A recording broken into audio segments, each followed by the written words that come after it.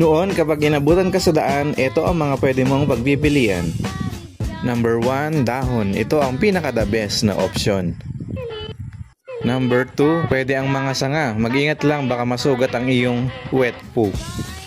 Third option, my all-time favorite, busal ng mais. Grabe kung makalinis at nakakakiliti sa puwet. At finally, kung no choice ka talaga, pwede na itong bingkol. Sige nga, matry nga natin.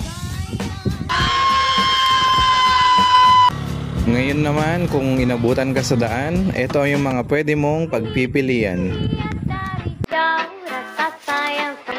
Number 1, kung sosyal ka, dapat lagi kang may dalang wipes.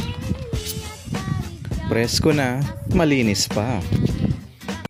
Option number 2, kung medyo sosyal ka, tissue paper. Third option, maganda rin kung lagi kang may dalang tubig, hindi lang pamatid uhaw, panglinis din ng puwet.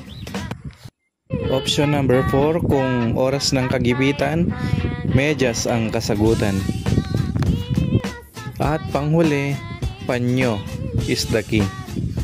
Pwede na to, importante, may pamunas.